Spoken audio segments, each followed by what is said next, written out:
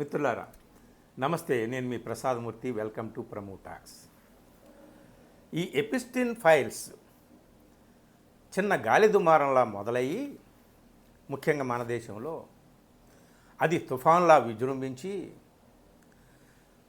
ఒక అతిపెద్ద సుడిగుండంలా లేదా ఒక పెద్ద బ్లాక్ హోల్లా ఎవరికి బీజేపీ పెద్దలకు మారి చాలా ప్రళయాంతకంగా ఇప్పుడు బీజేపీ పెద్దలను ముఖ్యంగా ప్రధాని నరేంద్ర మోడీని కుదిపేస్తోంది.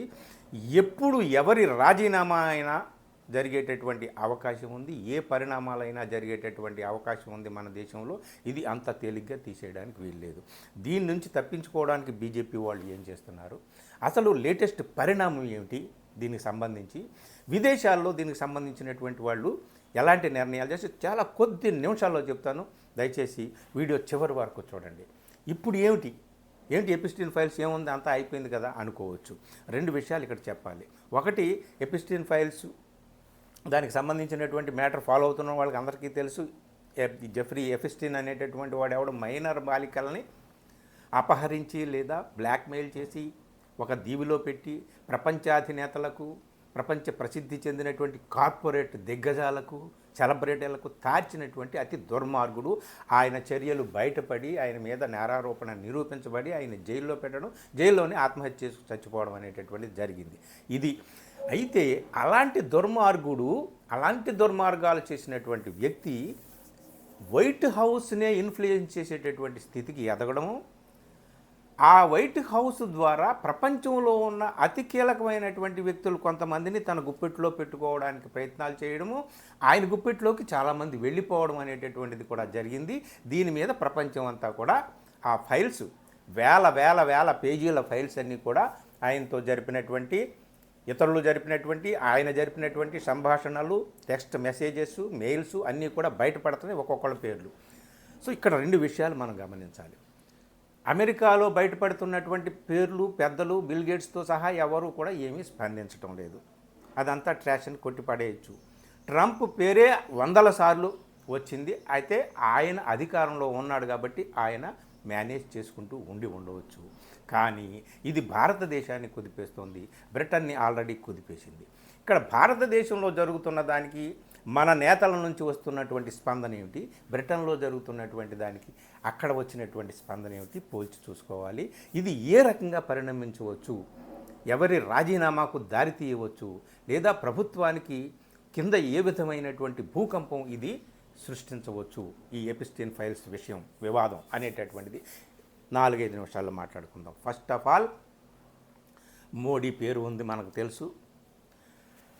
విషయం ఏమిటంటే పేరు ఉండడం, ఎవరితోనైనా సరే మెయిల్స్ నిర్వహించడం, టెక్స్ట్ మెసేజ్ చేయడం, ఎవరినైనా కలవడం అనేటటువంటిది అది ఏమి తప్పు కాదు, నేరం కాదు, అలా జరుగుతుంది. కానీ అంత పెద్ద నేర చరిత్ర ఉన్నటువంటి వ్యక్తి అంత పెద్ద ఇన్ఫ్లుయెన్స్డ్ పర్సన్గా ఎలా ఎదిగాడు, అలాంటి వ్యక్తితో మన వాళ్ళకి సంబంధాలు ఏంటి అనేది, అందుకనే ఇప్పుడు అందరూ కూడా ఇస్తారు.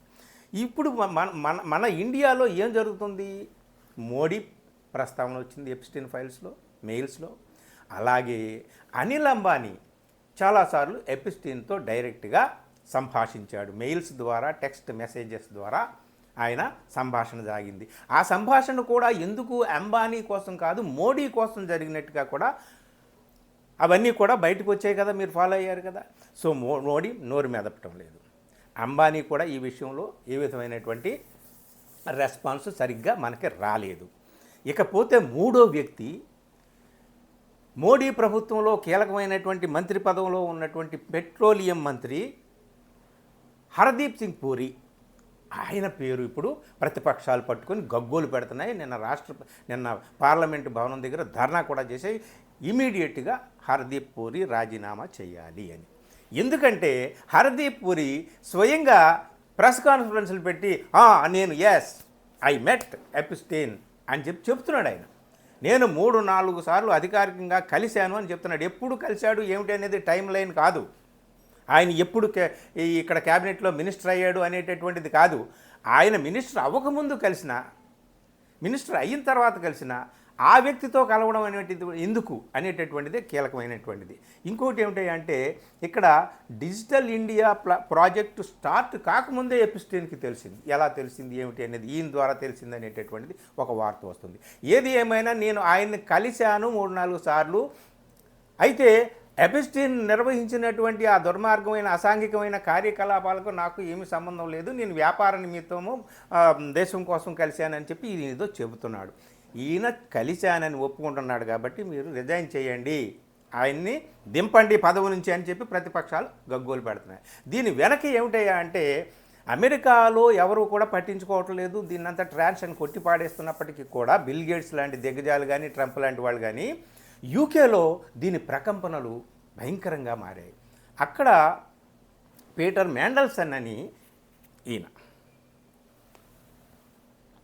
ఈ పీటర్ మ్యాండల్సన్ యూకే ప్రభుత్వంలో చాలా కీలకమైనటువంటి పాత్ర పోషిస్తున్నాడు. యూకే అంబాసిడర్గా యుఎస్కి యూకే అంబాసిడర్గా ఉన్నాడు. కీలకమైనటువంటి ప్రభుత్వంలో బాధ్యతలు నిర్వహించాడు. న్యూ లేబర్ పార్టీని షేప్ చేయడంలో ఆయన కీలక పాత్రధారిగా చెప్తారు. కాబట్టి అలాంటి వ్యక్తి ఎపిస్టైన్ మెయిల్స్లో ఆయన పేరు రావడంతోనే ఆయన్ని పార్టీ నుంచి తీసేశారు, పదవి నుంచి కూడా తీసేశారు. ఆయన కూడా రిజైన్ చేసేసాడు.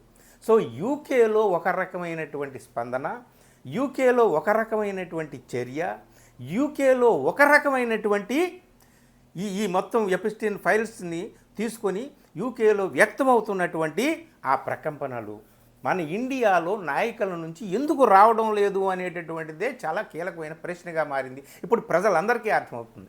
అందుకని కనీసం ఇప్పుడు హర్దీప్ పూరి నేను కలిశాను అని ఒప్పుకుంటున్నాడు కాబట్టి ఆ వ్యక్తిని కలవడమే తప్పు. ఆయన మంత్రి అయ్యాక కలిశాడా అవ్వకముందు కలిశాడా అనేటటువంటిది కాదు. కాబట్టి నేను మంత్రి అవ్వకముందు కలిశానని అని చెప్తున్నాడు. ఎప్పుడు కలిశాడనేది కాదు.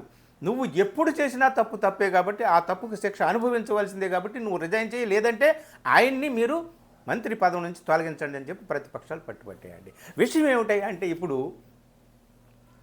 మోడీ ప్రభుత్వం ఏం చేస్తుందంటే వీటికి సమాధానం చెప్పకుండా ముందు హర్దీప్ పూరికి చెప్పారు, నువ్వు ప్రెస్ కాన్ఫరెన్స్లు పెట్టి నువ్వు ఏం చెప్పుకుంటావో చెప్పుకో అని చెప్పేసి ఆయన చెప్తున్నాడు.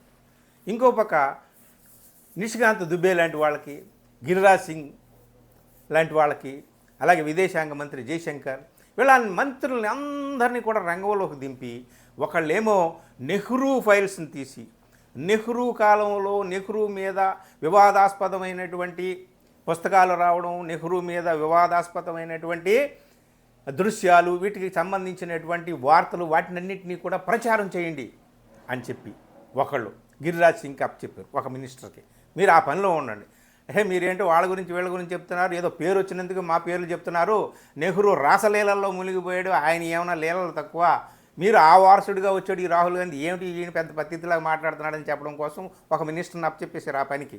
ఇక నిషికాంత్ దుబే అయితే ఇంకొక రకమైనటువంటి పని రాహుల్ గాంధీ మీద. అసలు రాహుల్ గాంధీ పేరే ఎపిస్టైన్ ఫైల్స్లో ఉందని చెప్పేసి ఆయన ఎక్కడుందో ఏమిటో సరైనటువంటి వివరాలు అయితే మనకు ఎవరికి తెలియటం లేదు. రాహుల్ గాంధీ పేరు కూడా చాలాసార్లు ఉందని ఆయన. విదేశాంగ మంత్రి ఇక ఆయనకి చాలా కొన్ని విషయాలు చెప్పారు. ఆయనకి ఏమిటంటే నువ్వు రష్యా ఆయిల్ దిగుమతుల విషయంలో నోరిప్పడానికి వీల్లేదు, ఇంకేమన్నా మాట్లాడని చెప్పి ఆయన ఇంకేవేవో మాట్లాడుతున్నాడు. ఇక కామర్స్ మినిస్టర్ ఉన్నాడుగా పీయూష్ గోయల్, ఆయనకు ఒక పని అప్ చెప్పారు, నువ్వు కామర్స్ మినిస్టర్వే కానీ వ్యవసాయ శాఖ గురించి, వ్యవసాయ ఉత్పత్తుల గురించి, అమెరికా డీల్ గురించి నువ్వే మాట్లాడు, రష్యా ఆయిల్ గురించి మాట్లాడొద్దు సుమా, గుప్చూప్ అని చెప్పి ఆయనకి. ఇలాగ అనేక రకాలుగా మినిస్టర్లందరినీ అనేక రకాలుగా పురమాయించి హాయిగా చేతిలో చేసుకొని హాయిగా కాలు మీద కాలు వేసుకొని నరేంద్ర మోడీ గారు తమాషా చూస్తున్నారన్నమాట. ఏం చూస్తాం, ఎందుకంటే ప్రతిపక్షాలు గగ్గోలు పెట్టడం, ఆందోళన పడడం, గుండెలు బాదుకోవడం, అరవడం, పార్లమెంట్లో రకరకాలుగా ప్రశ్నలు గుప్పించడం, ఇవన్నీ కూడా విని విని విని విని ఏమైపోయిందంటే ఆఖరికి ఇదంతా సహజమైనటువంటి నాటకీయ ప్రక్రియ ఈ దేశంలో ఇలాగే జరుగుతుంది.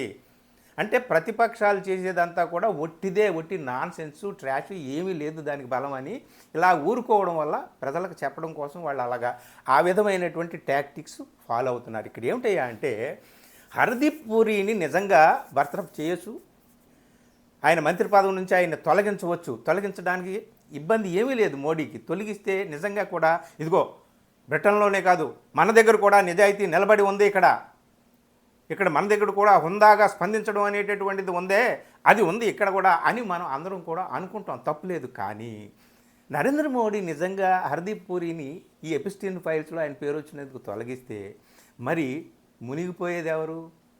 అంబానీ. అంబానీ మీద సరే, అంబానీ ఆయన గవర్నమెంట్లో ఏమీ లేడు కాబట్టి అంబానీ గురించి మాట్లాడకపోవచ్చు. మరి అంబానీ ఎపిస్టీన్ని కలిసింది మోడీ కోసమే అనేటటువంటి విషయం బయటకు వచ్చిన తర్వాత ఇక హర్దీప్ పూరి మీద చర్య తీసుకుంటే మోడీ మీద చర్య ఎవరు తీసుకుంటారు? హర్దీప్ పూరిని మంత్రి పదవి నుంచి తొలగించడం అంటూ జరిగితే మోడీ తనను తాను తొలగించుకోవాలి.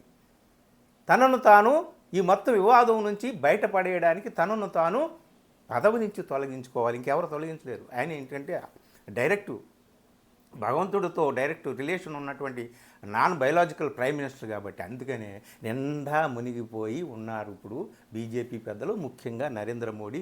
ఈ ఎపిసోడ్ని ఏ విధంగా మనం టాల్ మటోల్ అంటామే, ఏదో విధంగా తిమ్మిని వెమ్మి చేసి ఎలాగోలాగా ప్రజల దృష్టిని మళ్లించడానికి రకరకాల ప్రయత్నాలన్నీ చేస్తున్నారు. మినిస్టర్లందరినీ కూడా నియమించారు. దీని నుంచి ఏదో ఒక రకంగా పడేయండి. ఇప్పుడు అన్నిటికంటే ముఖ్యంగా రాహుల్ గాంధీ నోరు మూయించంటారు బాబు అని ఆయన మీద ప్రివిలేజ్ మోషన్ తీసుకొచ్చేటటువంటి ఈ సభా హక్కుల ఉల్లంఘన ఇట్లాంటి తీర్మానాలు ఏవో కొన్ని చేసి ఆయన మీద చర్య తీసుకొని ఆయన్ని అరెస్టు కూడా చేసి లోపల పడేస్తే మనకు గొడవ ఉండదు, ఆయన ఒక్కడే అరుస్తున్నాడు రా బాబా అని చెప్పి రాహుల్ గాంధీని చుట్టుముట్టేటటువంటి కార్యక్రమం చేస్తున్నారు. అంతేగాని హర్దీప్ పూరిని తొలగించరు, మోడీ దీని మీద నోరు విప్పడు, ఏమీ జరగదు. ఈ తమాషా కానీ ప్రపంచాన్నంతటినీ కూడా అగ్నిగుండంలా చుట్టి ముట్టేస్తుంది ఎపిస్టిల్ ఫైల్స్ వివాదం అనేటటువంటిది. ఇండియాని కూడా ఇప్పుడు అప్పట్లో వదిలేటటువంటి పరిస్థితి లేదు మిత్రులారా. ఇది ఈ వీడియోలో క్లుప్తంగా నేను చెప్పదలుచుకున్నది. నచ్చితే మిత్రులకు షేర్ చేయండి. Thank you.